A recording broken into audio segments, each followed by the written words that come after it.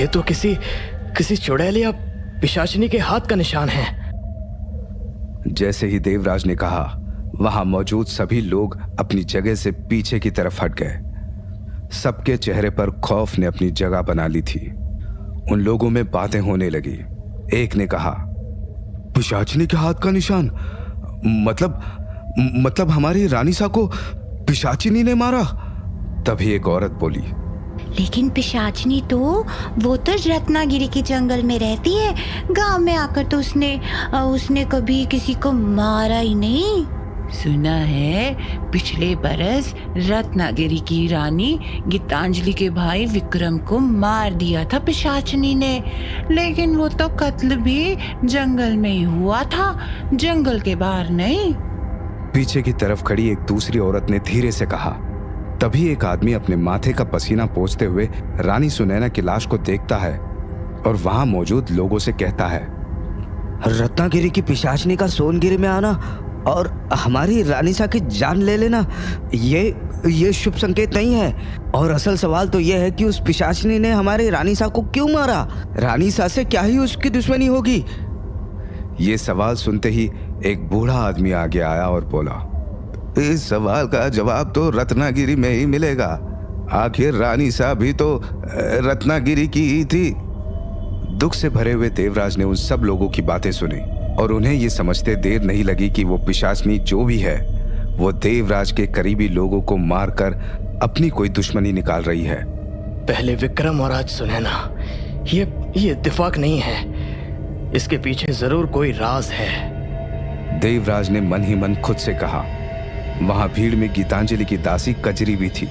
सारा मंजर देखने और सुनने के बाद वो फौरन ही वहां से निकल गई। कजरी अपने पति के साथ घोड़ा गाड़ी में आई थी। उसमें बैठते ही उसने अपने पति से कहा, ए जी जल्दी चलो, मुझे रानी गीतांजलि को जल्दी से यहाँ का समाचार पहुँचाना है। उधर रत्नागिरी में अपने कक्ष से निकलकर गीतांजलि भी हवेली के दरवाजे पर आ चुकी थी। उसे परेशान देखकर आंगन में खड़ी वृंदा मुस्कुरा रही थी, लेकिन जैसे ही गीतांजलि की नजर वृंदा पर पड़ी, वो दौड़ते हुए गीतांजलि के पास आई और फिक्र भरे लहजे में बोली, क्या हुआ है तुझे? तू इतनी परेशान क्यों है? देवराज को लेकर परेशान है क्या? वृंदा के इस सवाल पर गीतांजलि ने फौरन ही हाँ में सर हिला दिया। तभी वृंदा आगे बोली, अरे तू परेशान मत हो, मैंने माँ से कह दिया है कि आज उस दोष विश्वदीप के सर के 2 टुकड़े होने चाहिए, और ये भी कि देव को खरोच तक नहीं आनी चाहिए। तू बिल्कुल फिक्र मत कर। वृंदा ने जो कहा वो सुनकर गीतांजलि ने उसे हैरानी से देखा। माँ सब संभाल लेगी, लेकिन तेरी माँ तो इस दुनिया में है ही नहीं, फिर तूने किसे कहा?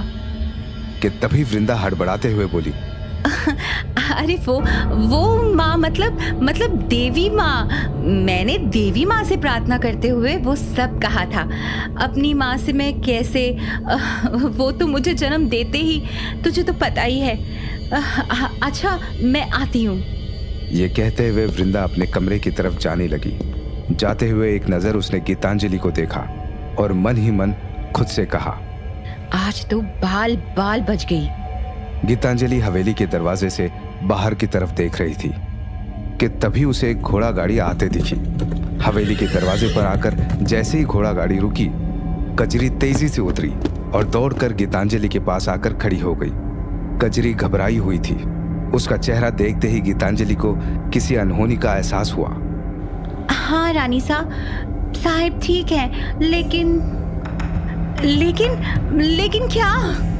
गीतांजलि घबराते हुए बोली। कजरी को आते हुए वृंदा ने भी देख लिया था। वो हवेली के आंगन में छुपकर ही कजरी और गीतांजलि की बातें सुन रही थी। कजरी ने अपना सर झुकाते हुए विश्वदीप और सुनैना दोनों के मरने की खबर सुना दी। सुनैना की मौत की खबर सुनते ही गीतांजलि को धक्का सा लगा और वो वहीं जमीन पर बैठ गई। खुद को संभालिए रानी सा, कजरी ने गीतांजलि का हाथ पकड़ते हुए कहा। तभी वृंदा दौड़ते हुए अपने कमरे में आ गई। कमरे में लगे बड़े आईने के सामने आकर उसने गुस्से से कहा, माँ सामने आ।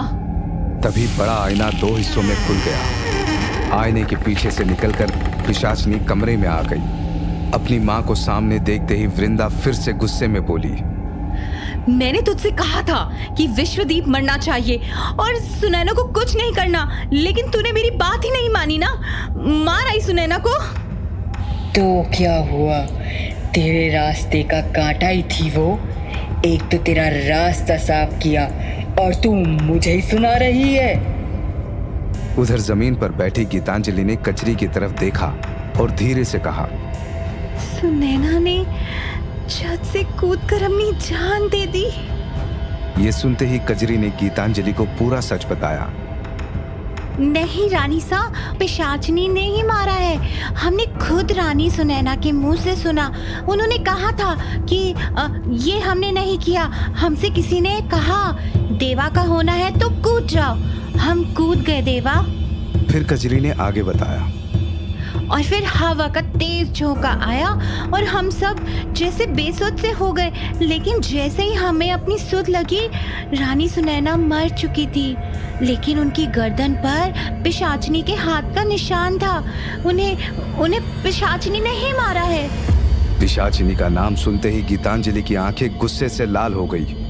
उसकी आंखों के सामने फिर से वही मंजर घूम गया जब उसने बरगद की पेड़ पर अपने छोटे भाई विक्रम का कटा हुआ सर देखा था। दूसरी तरफ अपने कमरे में वृंदा ने चिल्लाते हुए उस पिशाचिनी से कहा, तू समझती क्यों नहीं है माँ? सुनैना की मौत देव ऐसे ही नहीं भूलेगा। वो अब तुझे ढूंढ के ही रहेगा। सुनैना को मार के तूने अपने लिए खतरा मोल लिया है माँ। ये सुनकर पिशाचिनी जोर जोर से हंसने लगी और फिर हंसते हुए बोली,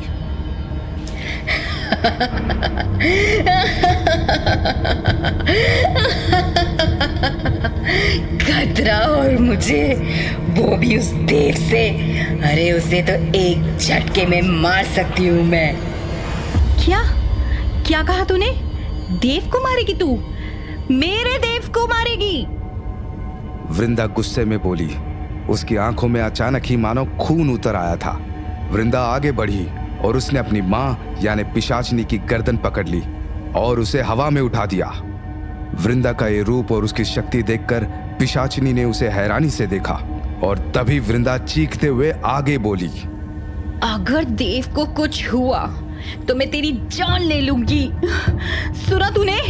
और अगर देव मेरा नहीं हुआ ना तो मैं आग लगा दूंगी इस हवेली को, तबाह कर दूंगी, सब कुछ तबाह कर दूंगी मैं।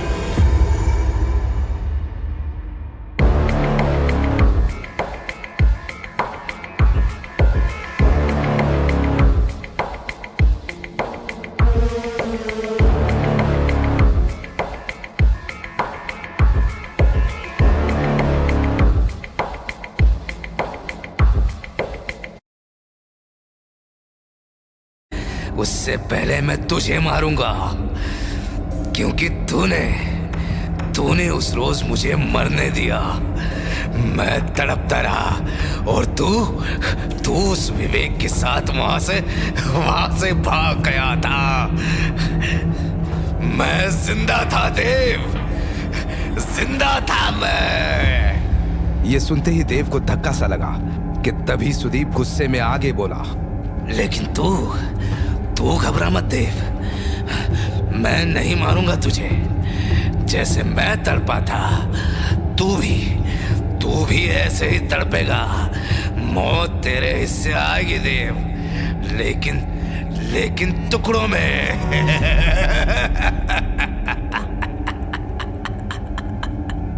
काफी खौफ से भरी देव की आंखें कमरे में सुदीप को ढूंढ रही थी, लेकिन उसकी आवाज के सिवा वहां कुछ नहीं था। तभी अचानक खिड़की खुली और अगले ही पल वो बंद भी हो गई। सुदीप की रूह कमरे से जा चुकी थी। देव वापस बिस्तर पर आकर बैठ गया। कुछ देर वो ऐसे ही बैठा रहा, फिर मन ही मन खुद से बोला, ये मैंने क्या किया? उस रोज मैं सुदीप को बचा सकता था। अगली सुबह सभी लोग गार्डन में ब्रेकफास्ट कर रहे थे। सैंडविच का एक बाइट लेते हुए निखिल बोला, तो आगे का प्लान क्या है? देव का बर्थडे तो गया, तो आज थोड़ा मनाली घूम लिया जाए। कल तो वैसे भी हम वापस जा रहे हैं। कल वापस जा रहे हो? लेकिन अभी तो तुम लोग आए हो। शिवम ने हैरानी से कहा। तभी देव की तरफ देखते हुए नैना बोली, इतनी जल्दी क्यों जाना है देव?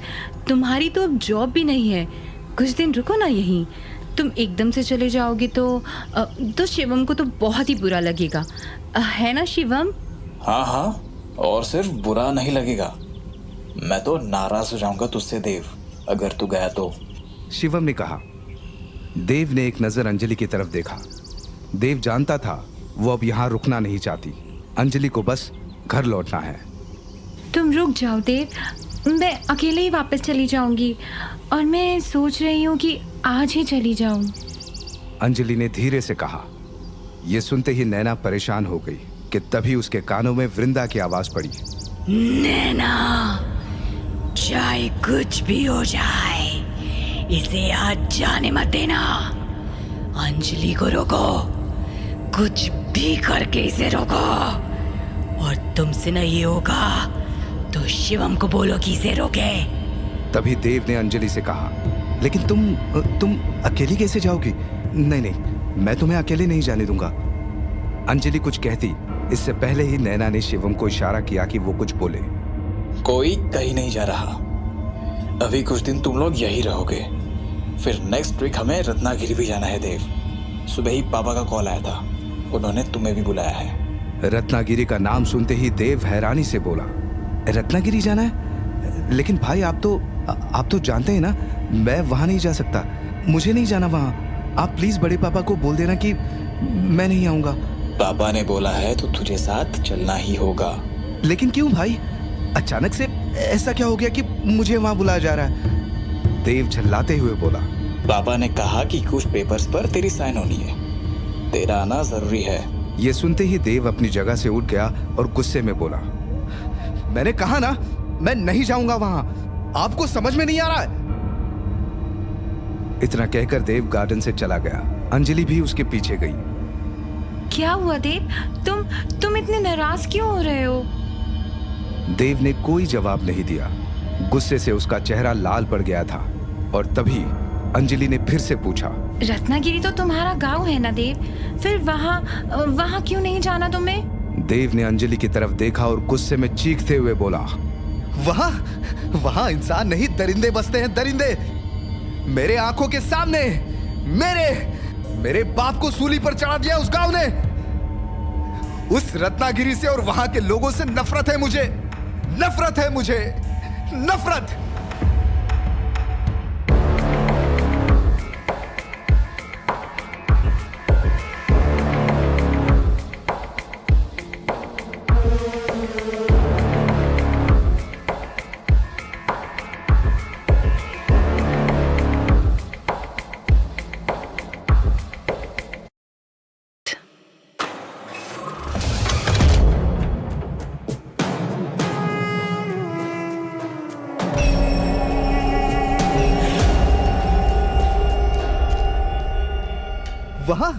वहां इंसान नहीं दरिंदे बसते हैं, दरिंदे।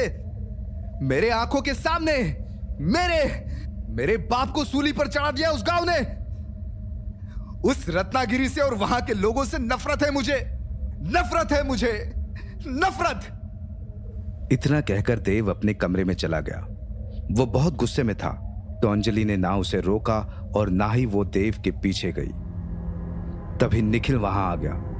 उसे देखते ही अंजलि ने कहा, देव को इतना नाराज मैंने पहले कभी नहीं देखा। मुझे नहीं पता था कि रत्नागिरी के लोगों ने उसके पिता के साथ। क्या ये सब तुम्हें पता था निखिल? नहीं, मैंने भी अभी सुना। मुझे तो ये भी नहीं पता था कि देव का कोई गांव भी है। रत्नागिरी के बारे में उसने मुझसे कभी कुछ नहीं कहा, और ना ही अपने पिता के बारे में।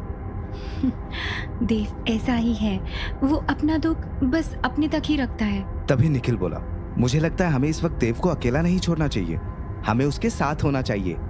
नहीं निखिल, देव को भी कुछ देर अकेले ही रहने दो। एक बार उसका गुस्सा थोड़ा शांत हो जाए ना, तब हम आराम से उससे बात करेंगे।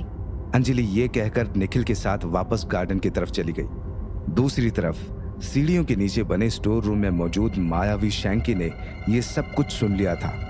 वो ये सब सुनकर हैरान था। उसने खुद से कहा, देव के बाप को रत्नागिरी के लोगों ने सूली पर चढ़ाकर मार दिया था। ये क्या माजरा है? मालिक ने तो कहा था कि उन्होंने देव के बाप को। अचानक ही शैंकी के फोन की घंटी बजी। तो शैंकी जो खुद से कह रहा था वो बात पूरी नहीं हुई। शैंकी ने जेब से फोन निकाला। स्क्रीन पर एक नाम चमक रहा था, मालिक। शैंकी ने कॉल पिक किया तो फोन की दूसरी तरफ से एक भारी सी आवाज आई। क्या चल रहा है वहाँ? मालिक, इधर तो तमाशा हो गया है। वो देव, वो रत्नागिरी नहीं आएगा। रत्नागिरी का नाम सुनते ही उसका पारा 7वें आसमान पर पहुंच गया था। लेकिन मुझे एक बात समझ नहीं आ रही है कि आप उसे रत्नागिरी बुला ही क्यों रहे हैं? आपने तो कहा था कि देव को डरा कर भगा देना है, किसी और शहर में उसे रत्नागिरी से दूर रखना है। और अगर वो नहीं माना तो उसे जान से मारने का हुक्म भी दिया था आपने। और अब आप खुद ही उसे रत्नागिरी बुला रहे हैं। फोन की दूसरी तरफ जो शैंकी के मालिक हैं वो कोई और नहीं, शिवम के पिता और देव के बड़े पापा बलराज सिंह हैं। शैंकी की बात सुनकर बलराज सिंह धीरे से बोले, हमारे प्लान में एक चेंज है शैंकी। दरअसल कल रात ही हमें अपने छोटे भाई सूरज सिंह की वसीयत मिली। अजीब बात है कि वो वसीयत जिसे हम सालों से ढूंढ रहे थे, वो कल अचानक ही हमारे सामने आ गई। लेकिन वकील साहब ने बताया कि ये असली वसीयत नहीं है, उसकी एक कॉपी है। असली वसीयत अभी भी कहीं और है, जिसे सूरज ने मरने से पहले छिपा दिया था। लेकिन इस कॉपी से हमें ये पता चल गया कि हवेली का असली मालिक कौन है। तो इस वसीयत के हिसाब से हवेली किसके नाम पर है? शैंकी ने फौरन ही पूछा। जवाब में बलराज सिंह थोड़े उदास लहजे में बोले, ये हवेली उस देव के नाम पर है। जिस बात का डर था वही हुआ। अब जब तक देव हवेली के नए पेपर्स पर खुद साइन नहीं करेगा, तब तक हवेली हमारे नाम नहीं हो सकती। लेकिन वो तो आने के लिए तैयारी नहीं है मालिक। ये सुनते ही बलराज सिंह का पारा चढ़ गया और वो गुस्से में बोले, वो आएगा, वो यहाँ आकर साइन भी करेगा। हमने इस हवेली के लिए अपने छोटे भाई का खून तक बहा दिया, तो क्या हम उस देव को यहाँ वापस नहीं ला सकते? इतना कहकर बलराज सिंह एकदम शांत हो गए। कुछ सोचकर वो आगे बोले, अगर देव का मरा हुआ बाप फिर से जिंदा हो जाएगा, तब तो आएगा ना यहाँ, तब तो उसे आना ही पड़ेगा। और फिर देव वही कहेगा जो उसका बाप उसे करने को कहेगा। तुम समझ रहे हो ना शैंकी कि हम क्या कह रहे हैं? जी मालिक, मैं अच्छी तरह समझ गया कि मुझे अब क्या करना है। उधर देव अपने कमरे में अकेला बैठा हुआ था। गुस्से से उसका चेहरा भी अभी लाल हो रहा था। अचानक ही कमरे की खिड़की खुल गई और हवा का एक तेज झोंका सीधे आकर देव से टकराया। उस हवा से टकराते ही देव जमीन पर गिर गया। सुदीप, ये तुम ही हो ना? देव ने घबराते हुए कहा और उठकर खड़ा हो गया। देव इंतजार में था कि सुदीप का जवाब आएगा, लेकिन ऐसा नहीं हुआ। हुआ ये कि कमरे में अचानक से ठंड बढ़ने लगी। देव का पूरा बदन ठंड से कांपने लगा। देव कुछ समझ पाता कि तभी उसके कंधे पर पीछे से एक हाथ आया। देव ने फौरन ही पलट कर देखा, लेकिन वहां कोई नहीं था। कौन है? मैंने पूछा कौन है यहाँ? देव ने कांपती हुई आवाज में कहा। वो हाथ जिसने देव के कंधे को छुआ था, उसने इस बार देव की गर्दन पकड़ ली और देव को ऊपर की तरफ उठा दिया। देव अब हवा में लटकता हुआ था और उसका पूरा शरीर ठंड से जमने लगा था। देव का दम घुट रहा था और उसकी आंखें बंद हो चुकी थी। तभी देव के कानों में एक आवाज पड़ी, कितना बेबस और कितना कमजोर है तू। और देख मुझे, कितना शक्तिशाली हूं मैं। मेरे सामने तू केवल एक कीड़ा है, एक कीड़ा। कभी भी, कहीं भी, जब मेरा जी चाहे मसल सकता हूं मैं तुझे। और तू कुछ नहीं कर सकता, कुछ भी नहीं। बस भीख मांग सकता है अपनी जिंदगी की भीख। ये सुनते ही देव ने बड़ी मुश्किल से अपनी आंखें खोली और सामने मौजूद सुदीप को देखा। सुदीप हंसने लगा।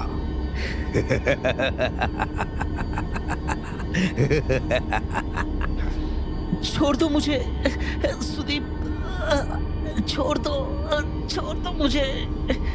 देव ने दबी सी आवाज में कहा। तभी सुदीप ने एक नजर दरवाजे की तरफ देखा और फौरन ही देव को छोड़ दिया। देव जमीन पर आ गिरा और अगले ही पल सुदीप हवा में तब्दील हो गया और हवा का एक तेज झोंका खिड़की से बाहर निकल गया। देव जमीन पर गिरा हुआ खांस रहा था कि तभी उसके कमरे में कोई दाखिल हुआ। उठो देव, उठ जाओ, घबराओ नहीं, मैं आ गया हूं, अब सब ठीक हो जाएगा। देव इस आवाज को पहचानता था। उसने चौंक कर पीछे देखा और एकदम से उठकर खड़ा हो गया। देव का दिल जोरों से धड़क रहा था, उसकी आंखों से आंसू गिरने लगे। देव के सामने इस वक्त कोई और नहीं, उसके पिता सूरज सिंह खड़े थे, वो भी एकदम सही सलामत।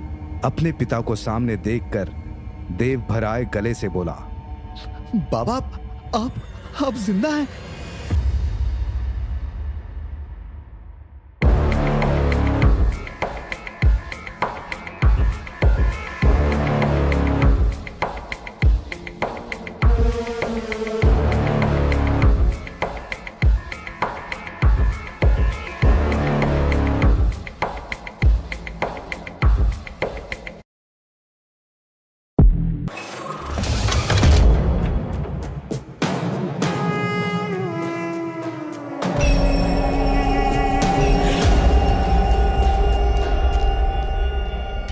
अपने पिता सूरज सिंह को ऐसे अचानक अपनी आंखों के सामने देखकर देव हैरान था। देव को अपनी आंखों पर यकीन नहीं आ रहा था, क्योंकि 17 साल पहले उसने वो मंजर भी देखा था जब रत्नागिरी के लोगों ने उसके पिता को घर से बाहर निकालकर खूब मारा था। छोड़ दीजिए इन्हें, इन्होंने कुछ नहीं किया। देव की मां कल्याणी ने चीखते हुए कहा, लेकिन किसी ने उनकी एक नहीं सुनी। और जब सूरज सिंह को गांव के बीचों बीच एक पेड़ पर फांसी के फंदे पर लटकाया गया तो 8 बरस का देव कुछ न कर सका। वो दूर खड़ा होकर अपने पिता को देख रहा था कि तभी एक पत्थर देव के सर पर आ लगा और वो बेहोश हो गया। जब होश आया तो देव अपनी मां के साथ कार में था और वो रत्नागिरी से निकलकर दिल्ली आ चुके थे। बाबा कहाँ है माँ? होश आते ही 8 बरस के देव ने सवाल किया। बेसुध सी बैठी देव की मां कल्याणी ने कार की खिड़की के बाहर दिख रही भीड़ को देखते हुए कहा, तेरे बाबा अब नहीं रहे। मां ने कहा था कि आप नहीं रहे, तो फिर यहां ये आप ही है ना बाबा, या मैं कोई सपना देख रहा हूं? देव के कहे शब्द सुनते ही सूरज सिंह ने आगे बढ़कर देव के कंधे पर अपना हाथ रखा और धीरे से कहा, ये मैं ही हूं देव, तेरा अभागा पिता, जो जीवित होकर भी तेरी नजरों में मरा हुआ है। उस रोज फांसी के फंदे पर लटककर जो मरा था वो तो केवल मेरा शरीर था देव। मैं तो आज भी जीवित हूं, तेरी यादों में, तेरे दिल में। इतना सुनते ही देव अपने पिता के गले लग गया और एक बच्चे की तरह फूट फूट कर रोने लगा। रोते हुए ही देव बोला, माँ और मैं हम आपको बहुत याद करते हैं बाबा। आपके बिना हमारी फैमिली पूरी नहीं है। आप वापस आ जाइए प्लीज वापस आ जाइए। रोते नहीं देव, रोने का समय तो कब का बीत गया, अब तो कुछ करने का वक्त है। जिन लोगों ने मेरी जान ली थी उनसे हिसाब लेने का वक्त है, उन्हें सजा देने का वक्त है। सजा? देव ने अपने आंसू पोंछते हुए कहा और तभी सूरज सिंह आगे बोले, हाँ देव, क्या तू मेरे कातिलों को सजा नहीं देगा? अपने पिता के मौत का बदला नहीं लेगा? उन लोगों को खत्म नहीं करेगा जिन लोगों ने तुझे अनाथ कर दिया? बोल देव, तू लेगा ना बदला? सजा देगा ना उन जालिमों को? बोल देव। ये सब सुनते ही देव का पारा चढ़ गया। बदला लूंगा बाबा, रत्नागिरी के एक एक आदमी से बदला लूंगा, किसी को जिंदा नहीं छोड़ूंगा। ये देव का वचन है आपको। बहुत अच्छे देव, मुझे पता था तू मुझे निराश नहीं करेगा। अब बस तू रत्नागिरी आ जा, समझ ले कि मैंने बुलाया है, मुझे इंतजार रहेगा तेरे आने का। सूरज सिंह ने कहा और देव के माथे पर अपना हाथ फिरा दिया। ऐसा होते ही देव फौरन ही बेहोश हो गया। बेहोश देव को बिस्तर पर लेटाकर सूरज सिंह ने आईने में देखा, लेकिन आईने में देव के पिता का अक्स नहीं, मायावी शैंकी का अक्स था। एक चुटकी बजाते ही सूरज सिंह बना हुआ शैंकी फिर से अपने असली रूप में आ गया और बेहोश देव को देखकर हंसने लगा। वाह मालिक, क्या आइडिया दिया आपने। अब तो देव दौड़ता हुआ रत्नागिरी आएगा। हाँ, आना देव, जल्दी आना, मुझे इंसाफ दिलाने, मेरी मौत का बदला लेने। मैं तुम्हारा मरा हुआ पिता तुम्हारा इंतजार कर रहा हूँ, बेवकूफ देव।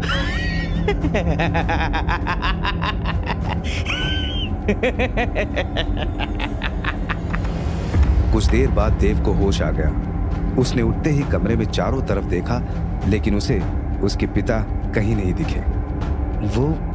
वो सपना था या बाबा सच में मेरा इंतजार कर रहे हैं? क्या सच है और क्या नहीं, ये तो अब रत्नागिरी जाकर ही पता चलेगा, देव ने खुद से ही कहा और कमरे के बाहर निकलकर सीधा गार्डन में आ गया।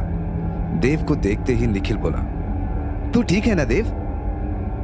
हाँ, मैं ठीक हूं और अभी मैंने एक डिसीजन लिया है। कैसा डिसीजन देव? अंजलि ने पूछा। तभी देव ने अपने भाई शिवम की तरफ देखा और कहा, मैं आपके साथ रत्नागिरी चलूंगा भाई। हम सब चलेंगे, लेकिन नेक्स्ट वीक नहीं, हम आज ही रत्नागिरी जाएंगे। नहीं, आज नहीं। देव को रोको नैना, आज कोई कहीं नहीं जाना चाहिए सिवाय उस जंगल के। आज ही जाएंगे, लेकिन आज ही क्यों जाना है देव? थोड़ा रुक कर चलते हैं ना। आज तो वैसे भी हमने जंगल घूमने का प्लान बनाया है और कल राफ्टिंग का प्लान है। उसके बाद सोलंग वैली भी तो देखनी है। अंजलि ने अभी तक सोलंग वैली नहीं देखी है, उसका बहुत मन है देव। तुम्हारा सच में मन है अंजलि? अब वापस नहीं जाना तुम्हें? देव ने पूछा और जवाब में अंजलि ने कहा, मैं वापस नहीं जा रही, मैं तुम्हारे साथ ही रहूंगी। और सोलन वैली मुझे काफी टाइम से देखनी थी, तो ठीक है, तो आज नहीं जाते, लेकिन 3 दिन बाद हम रत्नागिरी के लिए निकल जाएंगे। मुझे वहां कुछ जरूरी काम है जो मुझे जल्द से जल्द पूरा करना है, देव ने कहा। यह सुनते ही नैना खुश हो गई और कुर्सी से उठते हुए बोली, तो गेट रेडी गाइस, आज शाम हम लोग जंगल में जाने वाले हैं, वहीं पर बॉनफायर भी करेंगे and I am so excited. जंगल? ये कौन से जंगल में जाने की बात हो रही है? देव ने पूछा। नैना कुछ कहती उससे पहले ही पीछे खड़े बिशन काका घबराते हुए बोले, यहाँ रिसोर्ट के पास तो एक ही जंगल है साहब, वो जो दक्षिण दिशा में है, भूतिया जंगल कहते हैं उसे। सूरज डूबने के बाद जो भी वहां रह जाता है वो कभी वापस नहीं आता। मेरी मानिए तो वहां मत जाइए, वहां खतरा है। बिशन काका ने जो कहा वो सुनकर नैना चिढ़ते हुए बोली, आप जरा चुप रहिए काका, बेकार में डराइए मत देव को, कुछ नहीं है वहाँ। मैं वहाँ पहले भी जा चुकी हूँ और आज शाम हम जंगल में जा रहे हैं एंड दैट्स फाइनल। क्यों शिवम, मैंने ठीक कहा ना? शिवम ने कुछ नहीं कहा, बस हाँ में अपना सर हिला दिया और फौरन ही उठकर अंदर चला गया। बिशन काका भी किचन की तरफ चले गए। उन दोनों के जाते ही देव ने नैना की तरफ देखा और धीरे से कहा,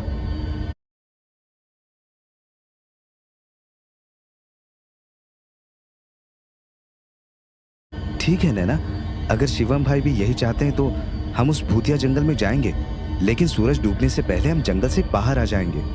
हाँ, जैसा तुम कहो देव, नैना ने मुस्कुराते हुए कहा और वो गार्डन से निकलकर सीधा किचन में आ गई। मेम साहब, कुछ चाहिए आपको? नैना को देखते ही बिशन काका ने पूछा। अचानक ही नैना की आंखें गुस्से से लाल हो गई। उसने आगे बढ़कर बिशन काका की गर्दन पकड़ ली और उन्हें हवा में उठा दिया। अब वो नैना नहीं थी, उसके अंदर मौजूद वृंदा थी। अगर तूने देव या किसी और को आज जंगल में जाने से रोका तो मैं तेरा सच सबके सामने ले आऊंगी। कैसा सच? वही सच जो तुझे रात में सोने नहीं देता। तेरा बेटा वो उस जंगल से नहीं लौटा क्योंकि तूने उसे लौटने ही नहीं दिया। तूने खुद अपने हाथों से उसकी जान ली थी।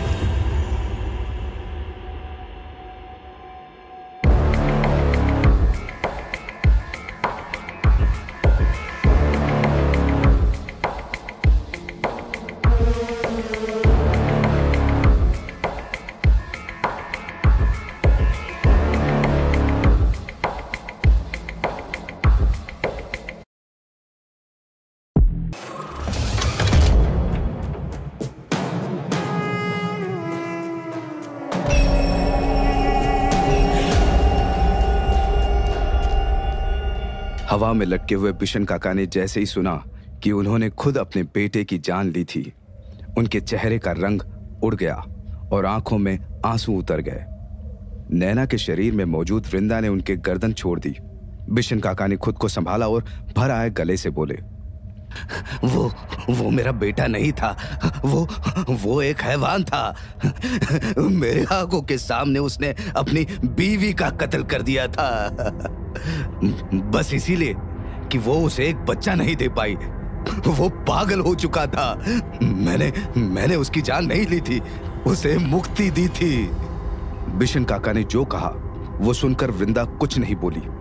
तभी उनके कंधे पर हाथ रखते हुए नैना ने कहा, आपने जो किया वो बात बाहर नहीं जाएगी, लेकिन आप वादा कीजिए कि आप आज किसी को भी जंगल में जाने से नहीं रोकेंगे। वृंदा की आवाज सुनने के बाद नैना की आवाज सुनकर बिशन काका हैरानी से बोले, तुम सिर्फ तुम नहीं हो मेम साहब, तुम्हारे भीतर कोई और भी है ना? अभी तुमसे पहले वही बोल रही थी ना? ये बात भी बाहर नहीं जानी चाहिए काका, वरना मुक्ति देनी उसे भी आती है। नैना की धमकी सुनकर बिशन काका चुप ही रहे, लेकिन जैसे ही नैना किचन से बाहर जाने लगी, बिशन काका धीरे से बोले, उस जंगल में सच में बुरी आत्माएं रहती है। सूरज डूबते ही वो शिकार करेंगी। जाइए आप सब, मैं किसी को नहीं रोकूंगा, लेकिन याद रखिए मेम साहब, वहां मौत के सिवा कुछ नहीं मिलेगा। कुछ और चाहिए भी नहीं।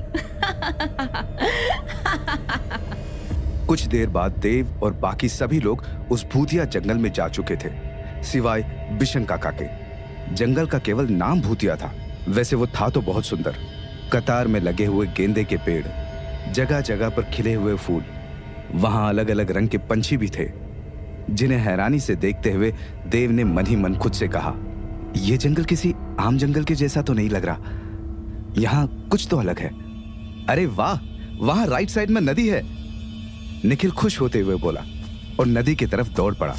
बाकी लोग भी निखिल के पीछे उस छोटी सी नदी के पास आ गए। अंजलि ने देखा कि नदी ज्यादा बड़ी नहीं थी और उसका पानी इतना साफ था कि उसमें तैरती हुई मछलियां भी साफ दिखाई दे रही थी। फिर अचानक ही एक अजीब सी चीज हुई। नदी में तैरती हुई एक बड़ी सी मछली रुक गई। उसने अंजलि की तरफ देखा और डरावनी आवाज में बोली,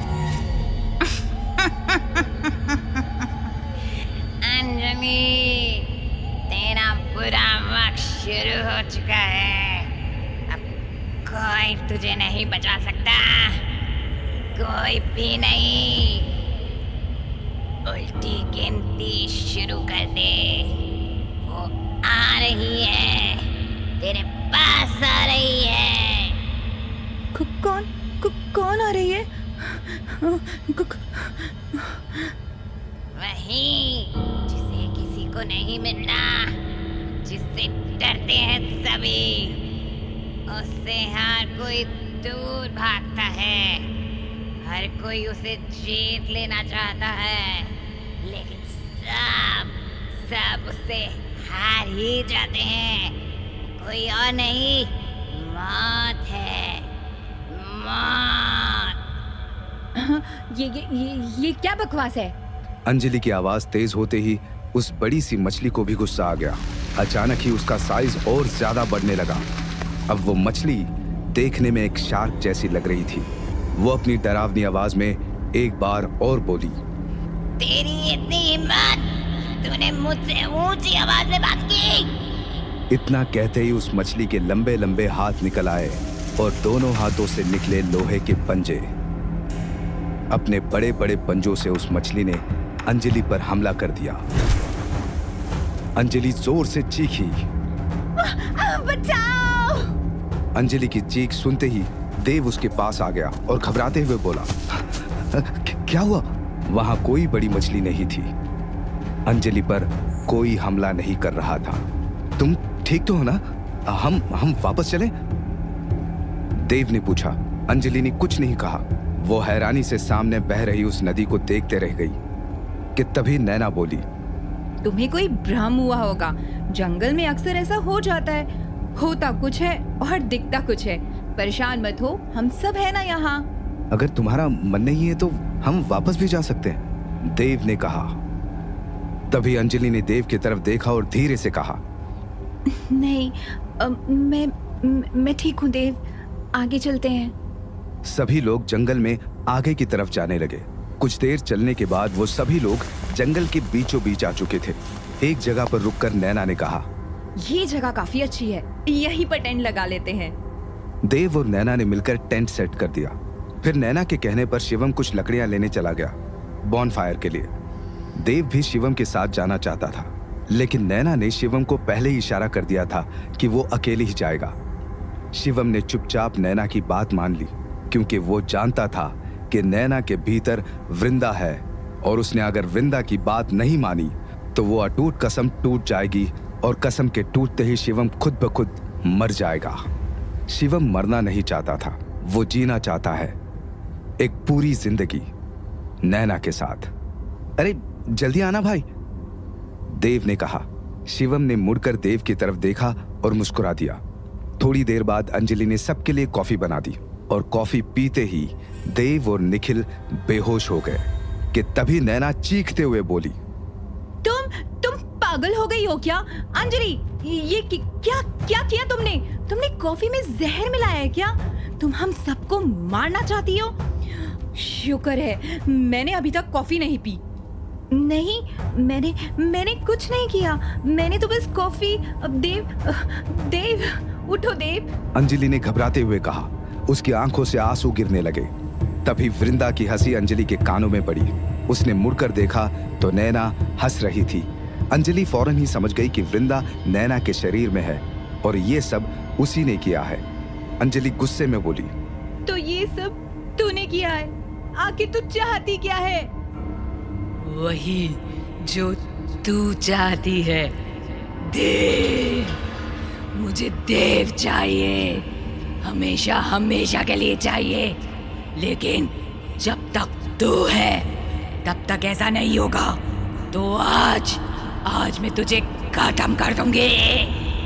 ये सब सुनते ही अंजलि 2 कदम आगे आई और उसने कहा, तू मुझे नहीं मार सकती वृंदा, मेरे गले में रक्षा कवच है। ये सुनते ही वृंदा जोर जोर से हंसने लगी और फिर हंसते हुए ही बोली, मैंने कब कहा कि मैं तुझे मारने वाली हूँ? मैंने तो बस ये कहा कि आज मैं तुझे खत्म कर दूंगी। आज मैं तुझे देव से अलग कर दूंगी। देव से अलग होते ही तू खुद मर जाएगी। और तभी शिवम वहां पर आ गया। शिवम को देखते ही वृंदा बोली, ये देखो, आ गया बलि का बकरा। शिवम कुछ समझ पाता या कुछ कहता उससे पहले ही एक तेज हवा का झोंका आया और शिवम को अपने साथ उड़ाकर ले गया। तभी वृंदा बोली, सूरज डूब चुका है। इस जंगल में मौजूद खून की प्यासी आत्माएं अपने शिकार को उड़ा कर ले जा चुकी हैं। अगर बचा सकती है तो जा अंजलि, बचा ले शिवम को, नहीं तो देव तुझे कभी माफ नहीं करेगा।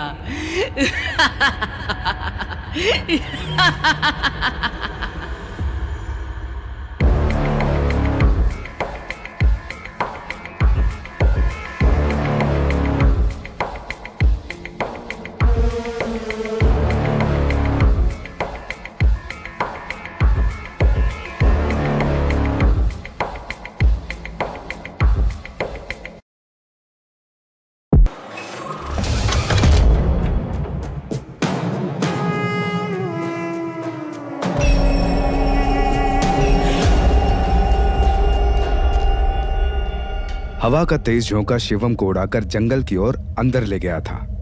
अब शिवम को ढूंढना ऐसा था जैसे रेत में सुई को ढूंढना। वो कहीं भी हो सकता था। अंजलि तेज कदमों से जंगल के अंदर जा रही थी, लेकिन अभी तक शिवम का कहीं कोई निशान नहीं था।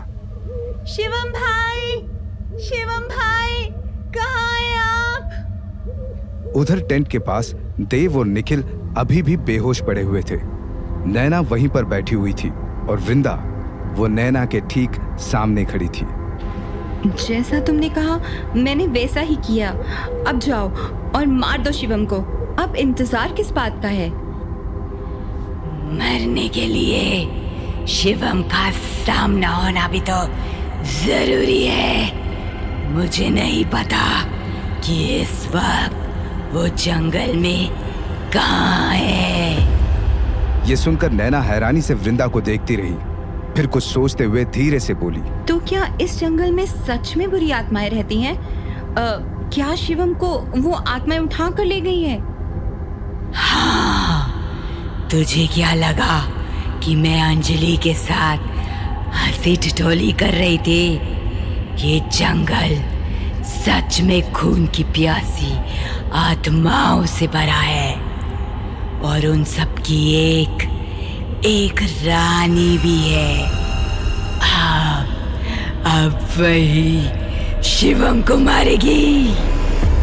तभी नैना अपनी जगह से उठी और घबराते हुए बोली, वो आत्माएं शिवम की बात हमें भी तो मार सकती हैं। वो देव को मार सकती हैं। अगर देव को कुछ हो गया तो? देव की फिक्र तू मत कर। मेरे होते हुए कुछ नहीं होगा देव को। तू बस अपनी फिक्र कर। कहीं वो आत्माएं अपना अगला शिकार तुझे ना बना ले।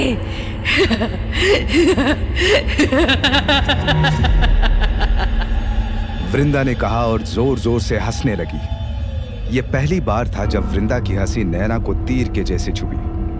वृंदा ने अभी कहा कि मेरे होते हुए कुछ नहीं होगा देव को।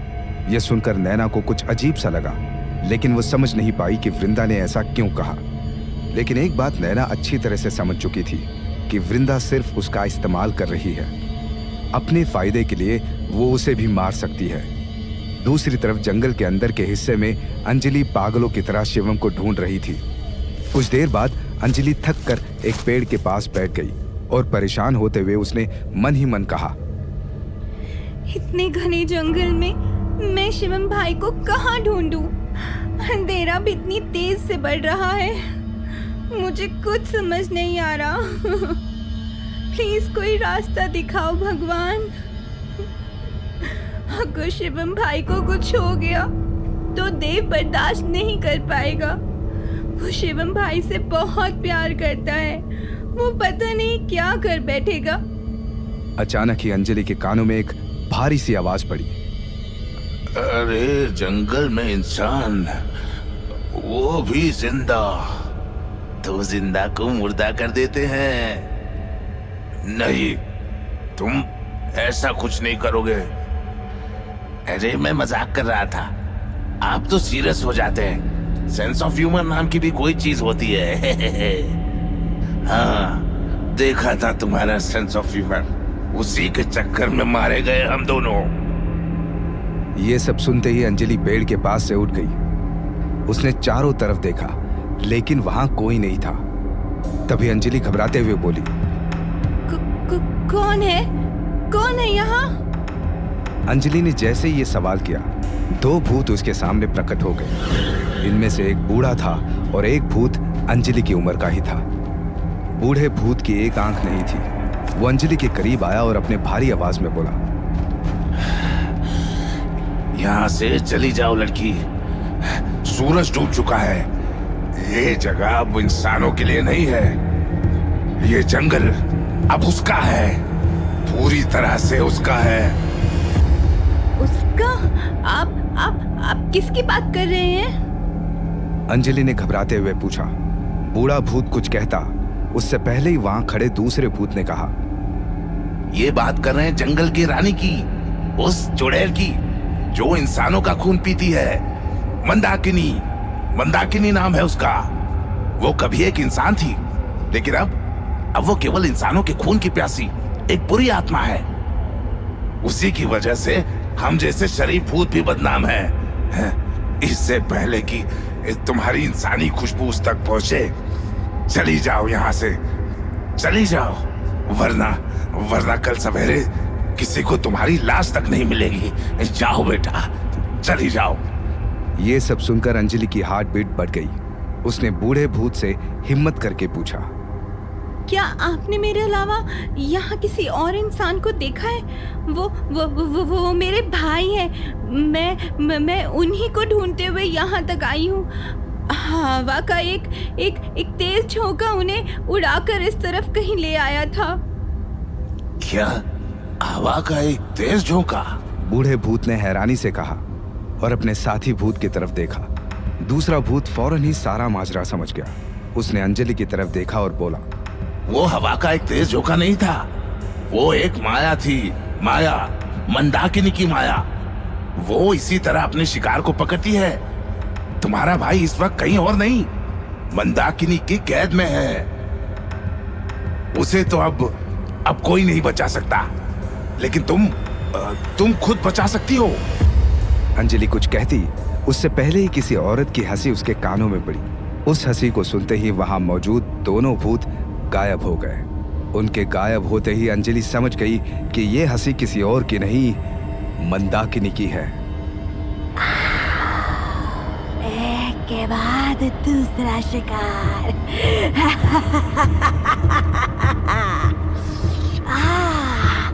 आज तो चांदी हो गई। आज पेट भर के खाऊंगी पीऊंगी।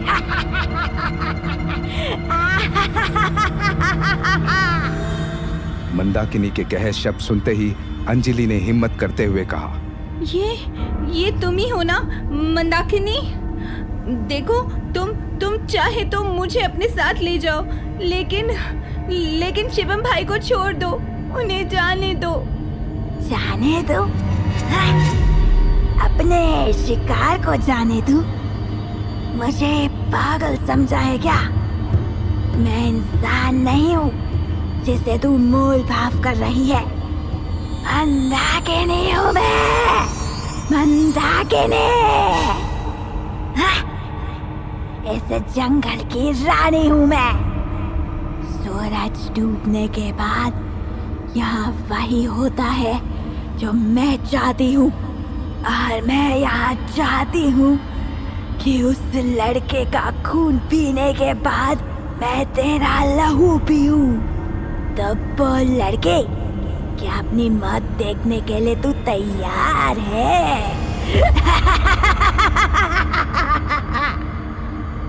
अंजलि कुछ कहती कि तभी हवा का एक झोंका आया और अंजलि को उड़ाकर अपने साथ ले गया। अंजलि बेहोश हो गई थी। कुछ देर बाद जब उसे होश आया तो उसने देखा कि वो एक पेड़ से बंधी हुई है। अगले ही पल अंजलि की नजर अपनी बाईं तरफ गई। उसने जो देखा वो देखकर उसकी आंखें फटी की फटी रह गई। शिवम भी एक पेड़ से बंधा हुआ था और मंदाकिनी वो शिवम के गर्दन पर अपने नोकीले दांत गड़ाकर उसका खून पी रही थी।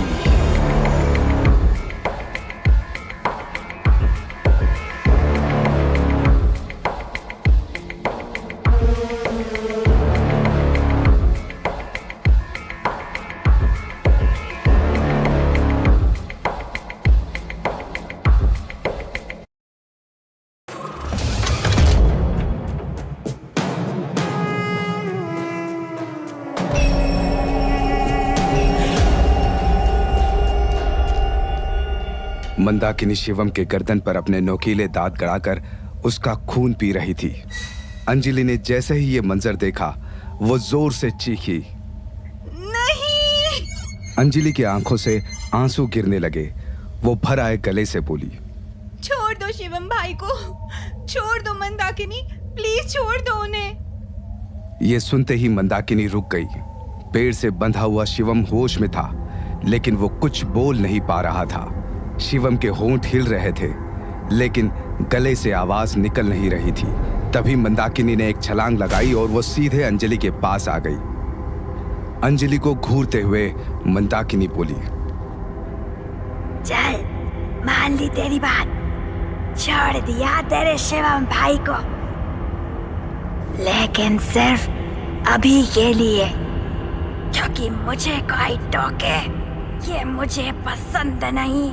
वैसे भी तेरे शिवम भाई को अभी मार नहीं सकती मैं, उसे जिंदा रखना है और तुझे भी।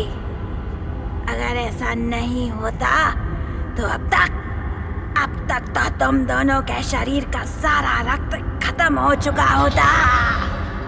लेकिन कोई बात नहीं, आज पूरा नहीं तो आधा शिकार ही सही। हंसती हुई मंदाकिनी के सामने हाथ जोड़ते हुए अंजलि ने कहा, हम दोनों को जाने दो, मैं तुम्हारे सामने हाथ जोड़ती हूँ, प्लीज हमें जाने दो। हमने तुम्हारा क्या बिगाड़ा है? हम दोनों तो यहाँ आना भी नहीं चाहते थे। वो नैना हमें यहाँ लेकर आई थी। अगर तुम्हें खून पीना ही है तो जाकर उस नैना का खून पियो। नैना का नाम सुनते ही मंदाकिनी मुस्कुरा दी, फिर धीरे से बोली, नैना, तो तुझे लगता है कि तुम यहाँ पर उस नैना की वजह से हो? नहीं अंजलि, ऐसा बिल्कुल नहीं है। तुम दोनों यहाँ नैना की वजह से नहीं हो। अगर मुझ पर यकीन नहीं तो पूछ अपने शिवम भाई से कि तू यहाँ किसकी वजह से है। मंदाकिनी ने जो कहा वो सुनकर अंजलि ने शिवम की तरफ हैरानी से देखा। अंजलि कुछ पूछती उससे पहले ही शिवम की आंखों से आंसू गिरने लगे। अंजलि ने सवाल किया, हम नैना की वजह से यहाँ नहीं हैं तो किसकी वजह से हैं? जवाब दीजिए शिवम भाई, आप क्या जानते हैं? शिवम ने कोशिश की लेकिन उसके गले से आवाज ही नहीं निकली। तभी अंजलि को लगा कि वहां पर कोई और भी है। अंजलि कुछ समझ पाती कि तभी उसके कानों में एक आवाज पड़ी, क्या तू अब तक नहीं समझी? तुझे इस जंगल में कोई और नहीं, मैं लेकर आई हूँ। यहाँ जो भी हो रहा है मेरे इशारे से हो रहा है। शिवम तो बस इतना जानता था कि मैं यहाँ लाकर तुझे मार दूंगी। बेचारे को तो ये कहाँ पता था कि मैंने झूठ बोला। ये आवाज किसी और की नहीं, वृंदा की थी। अंजलि वृंदा की आवाज पहचान गई। अंजलि ने यहाँ वहां देखा लेकिन वृंदा उसे कहीं दिखाई नहीं दी कि तभी अंजलि गुस्से में बोली, चुप कर, ऐसी धमकी क्या दे रही है? अगर हिम्मत है तो मेरे सामने आ। मैंने कहा सामने आ वृंदा, सामने आ। वृंदा अपने असली रूप में अभी तक अंजलि के सामने नहीं आई थी क्योंकि उसे डर था कि कहीं अंजलि को पूरी तरह से अपना अतीत, अपना पिछला जन्म, अपनी गुजरी हुई जिंदगी याद ना आ जाए। लेकिन आज उसे कोई डर नहीं था क्योंकि आज सब कुछ ठीक वैसे ही हो रहा था जैसा कि वृंदा ने सोचा हुआ था। तभी जंगल में तेज बिजली कड़की और वृंदा अंजलि के सामने आ गई। वृंदा के सामने आते ही मंदाकिनी पीछे हट गई। वहीं दूसरी तरफ बिजली कड़कने की आवाज सुनकर टेंट के पास बेहोश पड़े देव को होश आ गया। आंखें खुलते ही देव ने निखिल को देखा। वो अभी भी बेहोश था। निखिल, आंखें खोलो निखिल, देव ने घबराते हुए कहा। नैना टेंट के अंदर ही थी। देव की आवाज सुनते ही वो बाहर आ गई। देव, तुम ठीक तो हो ना? हाँ, मैं ठीक हूँ, लेकिन ये निखिल होश में नहीं आ रहा। मैं पानी लाती हूँ। नैना ने कहा और टेंट के अंदर पानी की बोतल ले आई।